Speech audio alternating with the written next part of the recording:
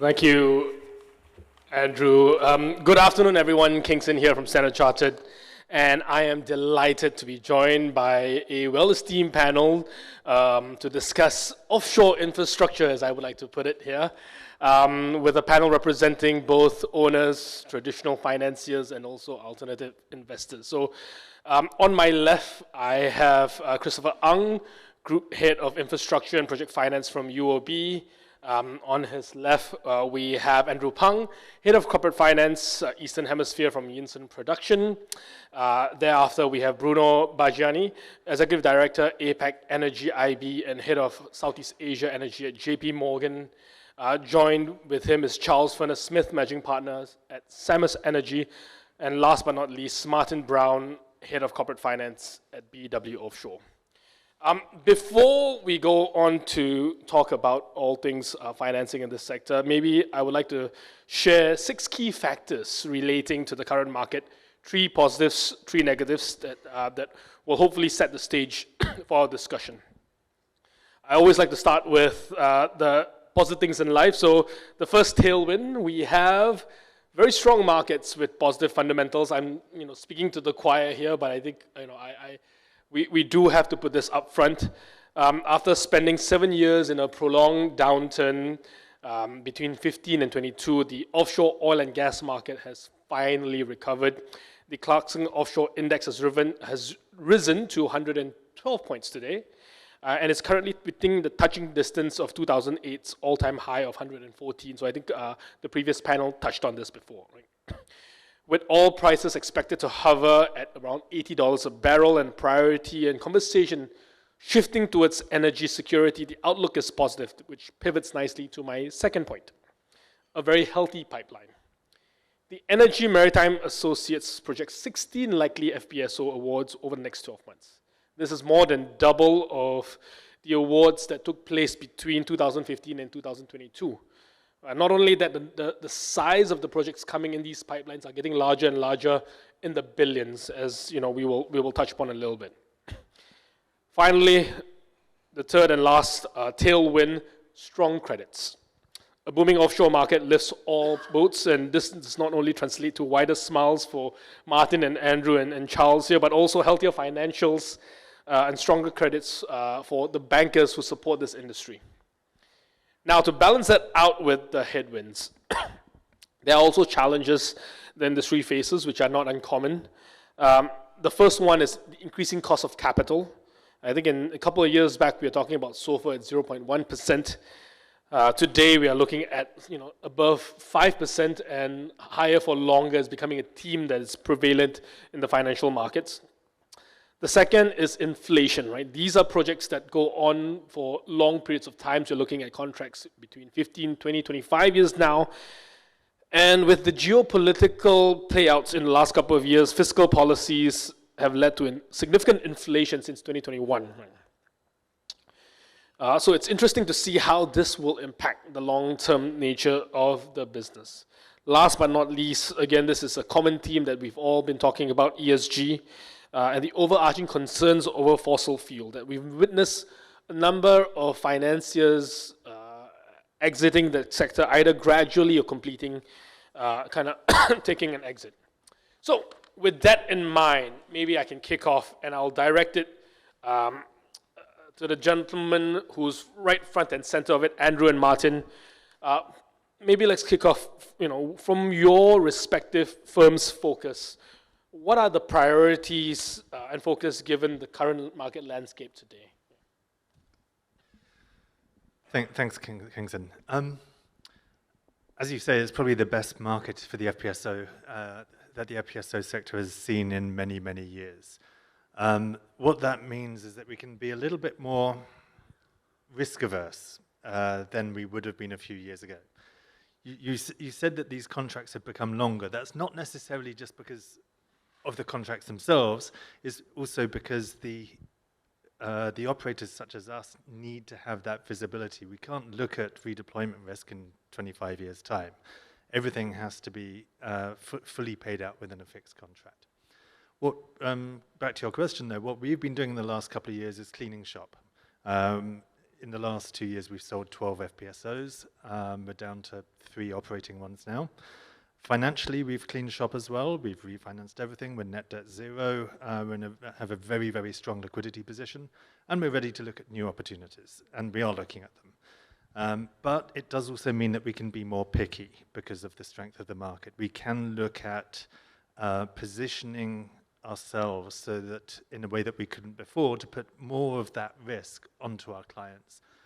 Risks that a lot of the market suffered in the last couple of years, like the increased supply chain, increased cost of finance, we can start moving those away. Because every risk has to be priced, and who's paying for that price? Our clients.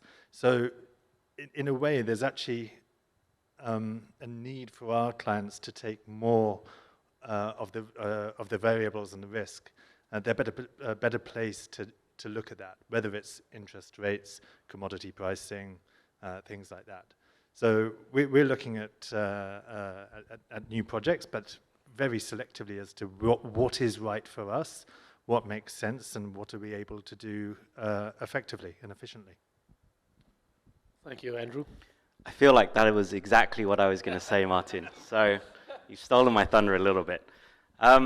I think for us, we started with a relatively clean shop as one of the newer players in the industry. So perhaps we can skip that cleanup phase, and it's really good to hear that you've been through that process.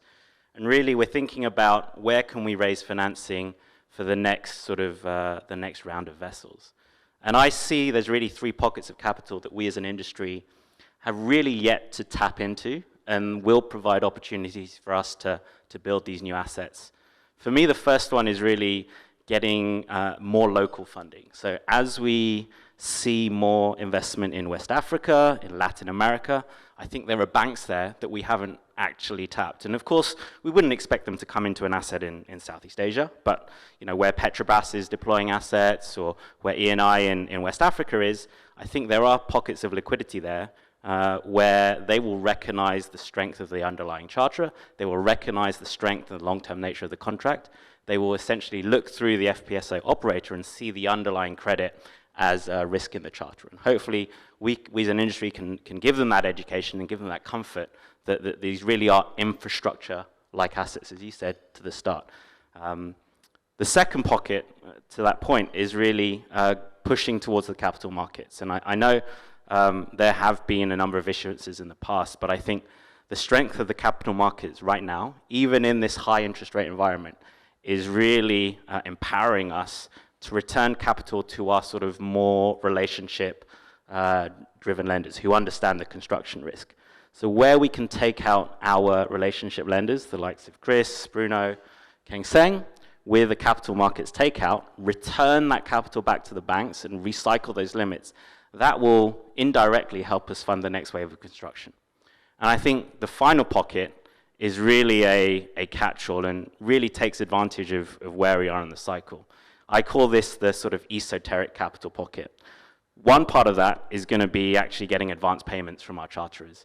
And because of the market dynamics and where they are today, I think the charterers are slightly lagging behind in terms of understanding really the supply-demand dynamics. But they will need to provide some form of, let's call it equity funding, in order to deliver these 60 vessels that they need over the next 5 years. So we're starting to see some education and some development in that side. There is some way to go, but I think as we continue, we will see more and more charterers becoming more operator-friendly. And the second part of that is really delving into the private credit world and the infrastructure side. We've seen infrastructure investors reach out into subsea cables, into telco infrastructure, data centers. I think people have been quite slow to recognize really the robustness and infrastructure-like nature of the FPSO market. So if we can educate them, there's plenty of capital out there, and maybe it has a slightly higher yield return-driven metric, but if we can structure the capital structure with some senior piece, some junior piece, something in the middle, there is opportunity for everyone there. So we need to be a bit smarter in how we raise those funding from those sources of capital, but it's there. Thank you very much, Andrew, for setting that stage for that. So a balance of power moving where risk is being pushed more towards the better credit clients, in the all majors, and of course, Andrew touched upon, looking at diversifying your source of liquidity, and then maybe let me dial it back to the financiers who have been supporting this part of the world, Chris and Bruno, right? So we've heard from Andrew and Martin. Maybe over to you, right? Given the changes in the sector, especially in the financing landscape, with the conversation around energy transition and energy security, what are your respective firms' position in regards to financing and considerations when it comes to capital allocation? Yeah, I can go first. So us, as our business, we're an investment bank. What we do is the second pocket of capital, which is help corporate clients access institutional investors.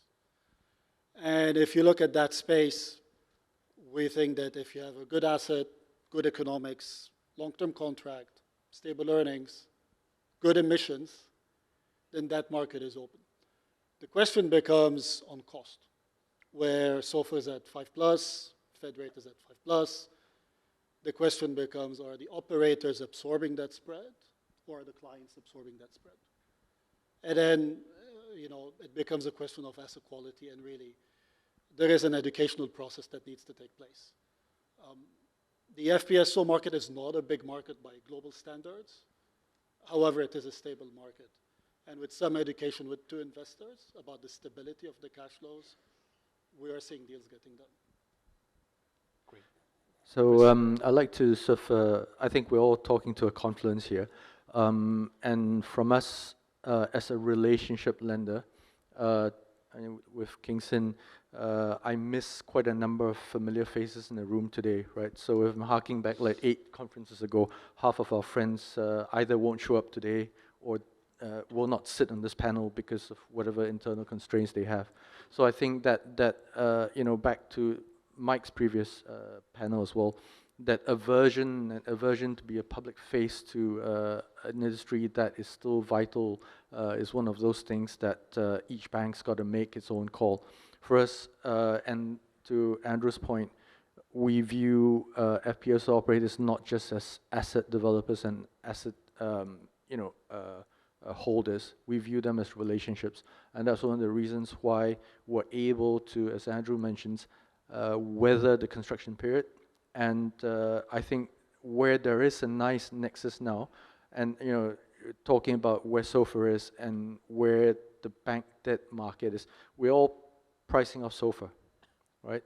So if there's that confluence with the stabilized asset, that's exactly as Andrew's mentioned, getting the right pocket of capital to take the right pocket of risk, and then recycling that because the liquidity is getting less and less, right? The other thing also, obviously, for us as a bank is that we're starting to see, as Andrew mentions, the private debt market becoming very essential and very vital a part in filling a piece of that whole capital slug.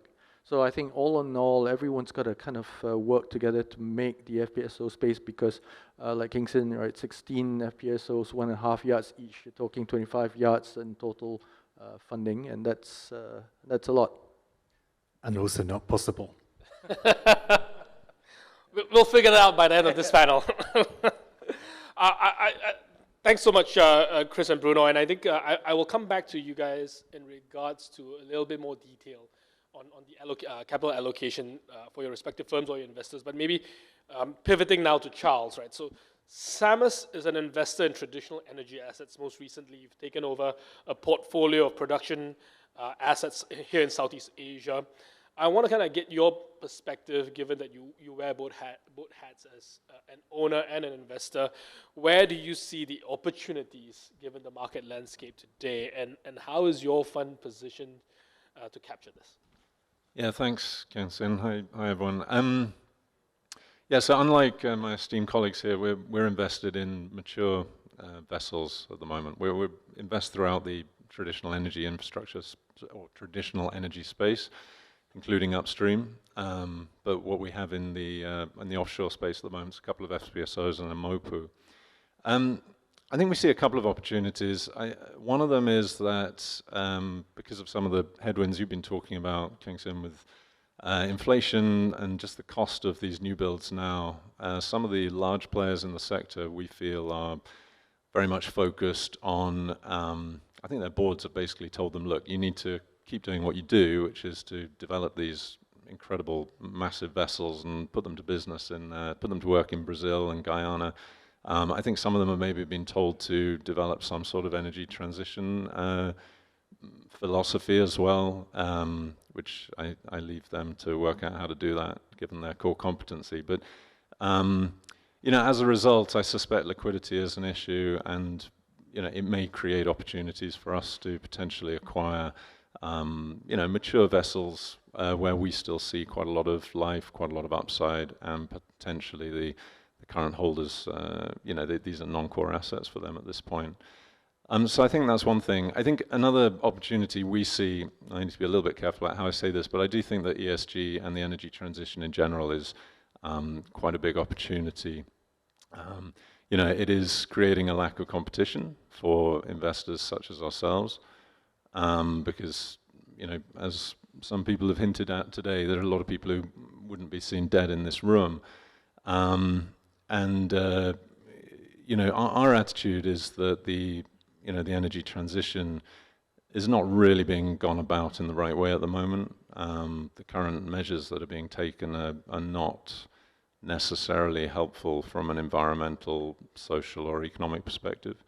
You know, you're seeing steps that are making, you know, if you invest heavily in renewables, the cost of energy increases, and the cost of gas increases, which makes coal more competitive, which is not good from a carbon emissions perspective.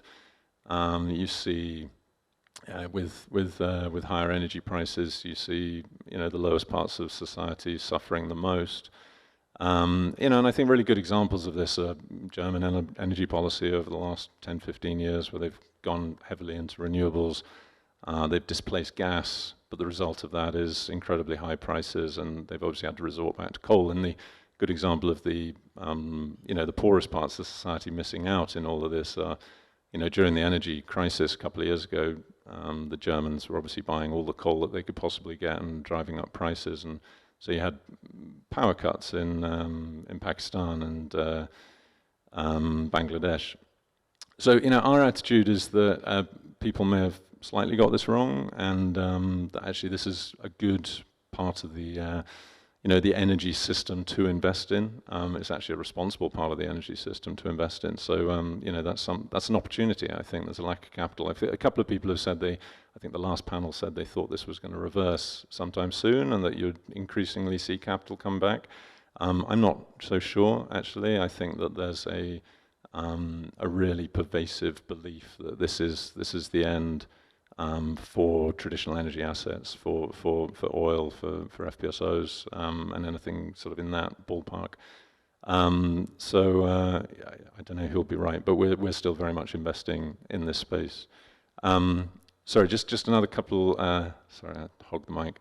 Another couple of opportunities. You know, just from a very broad perspective, and a couple of people have hinted at this, I do think that we are into a really vibrant time for offshore conventional oil, particularly. I don't think the world really understands the sort of the fundamental supply and demand balance and what's happened over the last 10 years. I think somebody on the previous panel mentioned, you know, since the crash in 2014, you know, we've learned a lot about ESG, but actually we've also learned a lot about the investment habits of the sector. And, you know, from 14 to sort of 17, 18, there's just a huge amount of disinvestment. And then really ESG became a thing which made more disinvestment. And then the Russians and the Saudis fell out, which created commodity price volatility, which made more disinvestment. So, you know, yes, there's been a lot of investment in conventionals into infill drilling, which has miraculously managed to keep volumes in the conventional space more or less flat. But you know, we've been utterly reliant on shale, frankly, to meet demand over the last 10, 15 years, since 2009, really. And that is starting to plateau. And so my guess is that we are into a period of you know, high prices and shortage of volumes, which I think will make offshore volumes particularly, a very exciting place to be in, which is why it's great that my colleagues are still rustling up the cash to put into new builds. And I also think in this volatile time, energy security is going to be a big deal, and therefore, if you are invested in mature vessels like we are, and we're looking to be more so, I think you will see. I think the days of people talking about oil fields being shut down early for ESG reasons and decommissioning accelerated, I don't think that's going to happen. I do think people are going to try and make fields produce for as long as possible. Contracts will be extended or terms renegotiated. So I think there's a lot of legs in the mature FPSO or floater space, basically. So that's what we're trying to go after. Great, thank you so much, Charles. I think it's interesting to hear that, the view that Samus has in regards to, if I could put it bluntly, a market disallocation because of an ESG team being overplayed, right? So that you can play in that space. So we'll come back to that. And on that team, in regards to we talked about fundamentals, we talked about a differing view on, what is the right kind of investments and how do we educate that sector. And moving back to Martin first, right? So given the pipeline, and you talked about being more selective in the projects, right? Given the feedback that you have from your investors or your banks or your financiers, how does that feedback in your selection criteria of the projects that you are looking to choose, and when you bring this out to market, what's top of mind? I guess top of mind is the client themselves. Obviously, the biggest opportunity is Petrobras, and many banks are shying away from Brazil or Petrobras risk, particularly with construction projects. But I think what we also need to highlight is project size. And to give you an example, the biggest player in our space, SBM, their market cap is $2.8 billion this week. They're doing projects of $4 billion regularly, several at a time. Now, you have to then analyze that. Where are the risks, and how can our financiers, whether it's equity, debt, or whether it's corporate or project, able to look at them, and obviously Andrew and I are in similar positions to they are, just at a slightly different scale. How are we able to meet what we're committing to do, and how can we ensure that the investment from our financiers is a sensible one? And this goes back to your question of being point about being responsible earlier. Financially responsible is really I think the focus of how we are looking at new projects. And the financial responsibility comes with construction responsibility, contractual responsibility, and ESG responsibility as well. And we have to be very mindful of what our financiers will be able to look at, because we won't take on a project unless we have full visibility of funding, at least for the first 6-7 years of that project. The longer term, there is then a question, a refinance risk, and that's where probably we'll be talking to Bruno a little bit more. When you look at the history of our industry, and I think Captain Mike mentioned the few cycles that we've been through, it's littered with tombstones of former FPSO operators, right? And why is that? It's because they've always gotten ahead of themselves.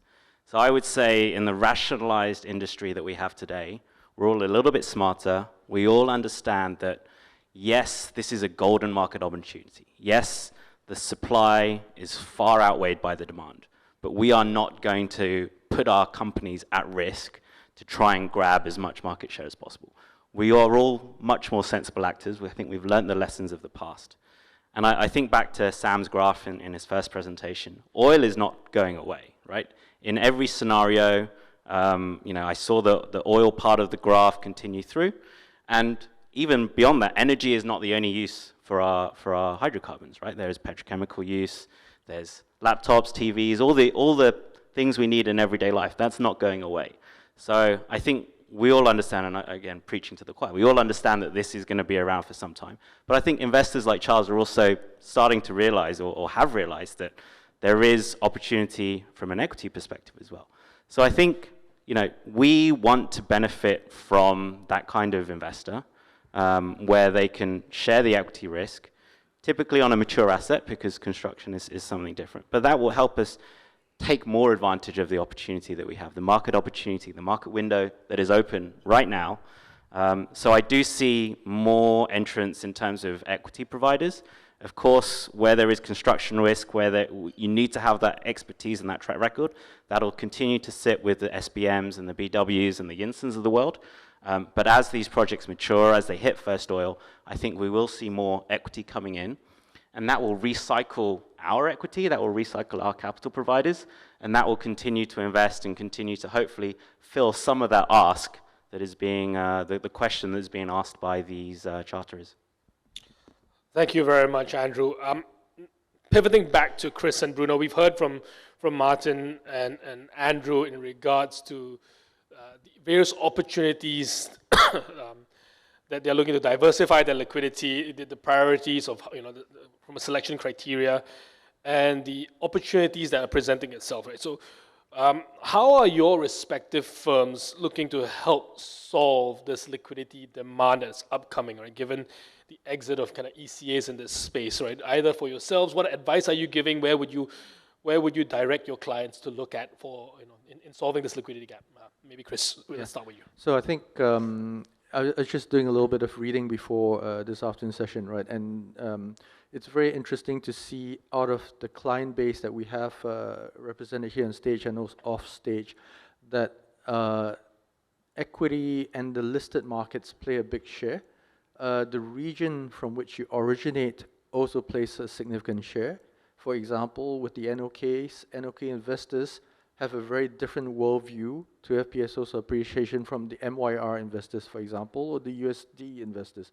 So the equity markets have their own flavor, their own views, and I think that's where, when it comes seasonally due, advantage should be taken with that.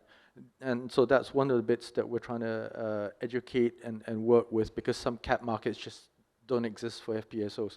The other sort of facilitation role we do is because we also bank with a lot of the financial investors. And interestingly enough, whilst there's a whole lot of people at the Marina Bay Sands today talking about carbon abatements and RECs and all the other stuff, one of the things is a lot of this capital is pension capital. They have to pay the 60-year-olds who are looking for a beach holiday in Phuket. So that's got to come from somewhere, and the LP flow into a lot of these GPs actually do end up in FPSOs. So without sort of going into touchy subjects, I think there is still that capital flow that flows through. It's whether it's public or not. And I think some of that conversation is best had given the pervasive sentiment on hydrocarbons today to be had behind doors. And so that is how some of this is actually getting done, right, Bruno? Yeah, maybe from a capital markets perspective, look, capital deployment was light over the past few years. It's not just for this industry, but for everything. Right? Bonds were tough all over the world, all over the sectors. Investors needed to understand where rates are going. I think now there's a better view where things are at.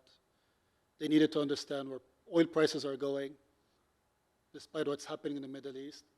A little bit better now than before. And then thirdly, where is transition going?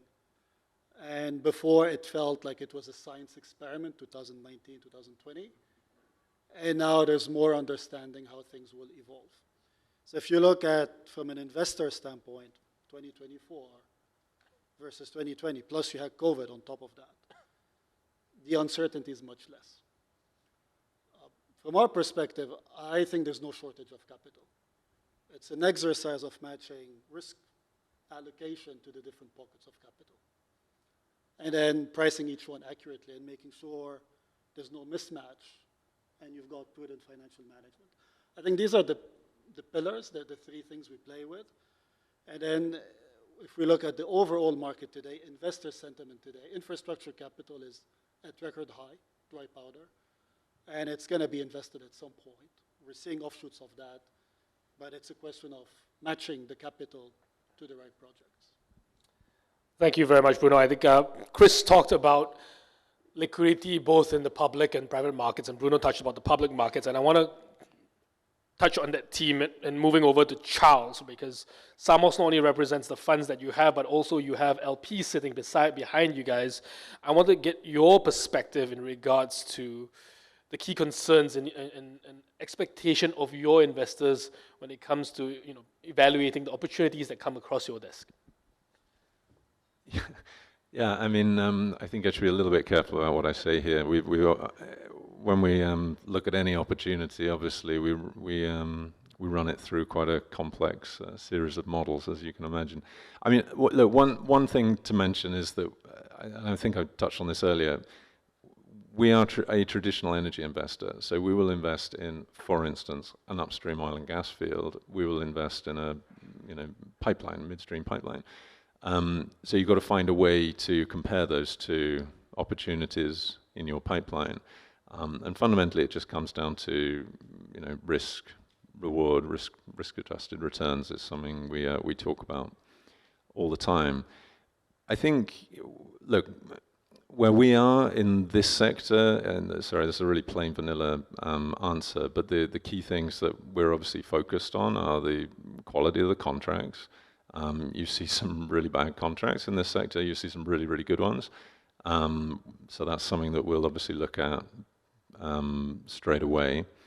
I think it depends what your source of capital is. If you're funding it from within, the offtake is actually not that important if you're looking at it from a financial perspective and you've got good contracts in place. If you're going to raise some debt from, I don't know, Standard Chartered, for instance, they might turn around and say, we don't like your off-taker there. So I mean, the reason being, I think quite often these contracts actually sort of take care of themselves, sort of, and there are mechanisms in place to sort of protect you against a contractor defaulting. A contractor doing a bad job on the upstream is something separate, and that's actually really important to us. I think we spend quite a lot of time thinking about the upstream. We know quite a lot of these assets quite well when we're looking at something. It's one of the drawbacks of being an infrastructure investor is you're not really allowed upstream data, but it helps if you've looked at the assets before in some sort of capacity. So that's very important to us, and obviously, the technical status of the vessel is important. And I think the fifth thing that is quite important to us, given our source of capital, which is, this is private, very private money, no sort of links to public money in any way whatsoever, is geopolitical risk, local content requirements, sort of structuring issues you might have to go around in order to do a transaction. That can take up quite a lot of time, and it can also undermine a deal quite late into the process. So it's worth understanding cabotage laws or whatever it might be that could cause issues in this specific sector. Thanks, Charles. I think interesting to hear that whilst a lot of my colleagues here in the banking sector were very much focused on cash flows and counterparties, you're looking at the molecules and the fundamentals behind that process, which I think fits perfectly with the space that Samos is looking to occupy. So absolutely aligned with that. I think we do have a little bit more time, and I think a couple of key themes that are appearing, and if you would indulge me, I think there is a consensus that, look, the fundamentals in this sector is positive. There is definitely opportunities that lie ahead. There is also opportunities because of a gap of either an ESG team being overplayed, or I like how Andrew is putting it, that there is a lack of education on the wider investor space, given maybe a lack of focus, right? So maybe if I can try to do this, we are all sitting in different spaces for the same infrastructure. I want to build a pitch. I want to build a pitch book where we take out to investors, whether is it to your banks or your financiers. So if I can start from Martin, one bullet point on the sector or the projects that you're looking for that you want to sell. Let's educate. I mean, I'm preaching to the choir here, but I want to educate the wider audience on the offshore infrastructure sector. So one bullet point on the pitch book that you want to take out to the market. Minimize construction risk. Charles? Sorry, so I'm pitching to some woke ESG investor and explaining why they should get into offshore. Absolutely. Okay. You can make money rather than losing it. Ka-ching. Bruno. Look, I think in FPSOs, it's all about the stability of earnings, the predictability. Fixed yield, fantastic. Andrew?